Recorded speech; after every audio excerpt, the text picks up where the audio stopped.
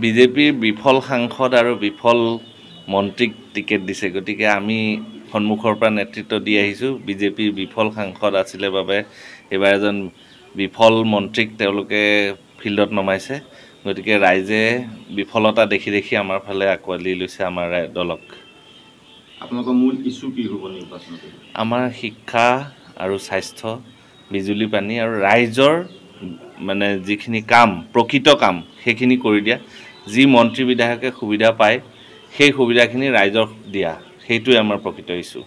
যিগৰাকী BJP candidate Ranjit Dutta, তেখেতে সিদিনাখন কৈছিলে যে দিল্লীত আপ আৰু কংগ্ৰেছৰ দুষ্টি আৰু ইয়াত আপ আৰু কংগ্ৰেছৰ কুস্তি। এই সন্দৰ্ভত কি ক'ব?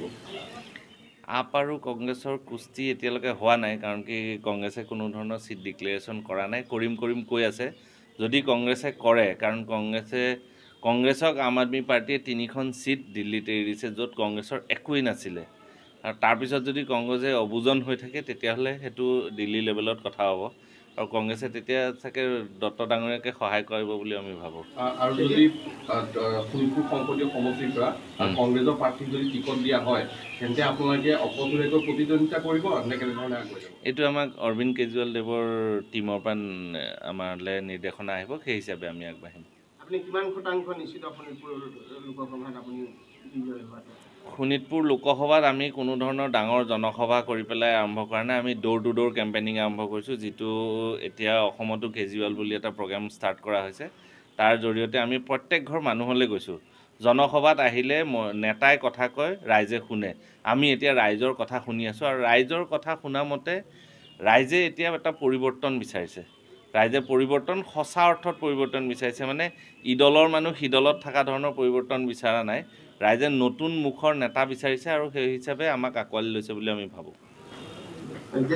যদি মিত্ৰজোঁটে শোণিতপুৰত প্ৰাৰ্থী দি দিয়ে, ঘোষণা কৰি দিয়ে, তেনেহ'লে আপোনাৰ বিজয়ৰ ক্ষেত্ৰত কিবা অসুবিধাৰ হেঙাৰ হ'ব নেকি? কি ক'ব? প্ৰাৰ্থিত্ব দিয়াৰ ক্ষেত্ৰত আমাৰ প্ৰাৰ্থিত্ব দিল্লীৰ পৰা এনাউন্স হৈছিলে, আৰু আমি অকল দিল্লীৰ আমাৰ নেতাৰ যিটো ক'ব সেইটোৰ ওপৰতে ৰখি আছোঁ। প্ৰাৰ্থিত্ব দিয়াৰ ক্ষেত্ৰত অসুবিধা হ'ব, কিবা হ'ব, তেওঁলোকে আমাৰ লগত আমাৰ নেশ্যনেল টীম ঘূৰি আছে, তেওঁলোকে ডিচাইড কৰিব। আমি একো অসুবিধা হ'ব বুলি নাভাবোঁ। কিহৰ কাৰণে? ৰাইজে কিবা এটা পৰিৱৰ্তন বিচাৰিছে, আৰু ভোট ৰাইজে দিব। দলবিলাকৰ নিজস্ব ভোট এটা বেংক আছে, কিন্তু সেই সকলো অসন্তুষ্ট। বিভিন্ন দলত থকা মানুহ, তেওঁলোকেও আমাৰ লগত যোগাযোগ কৰিছে, তেওঁলোক বহুত অসন্তুষ্ট।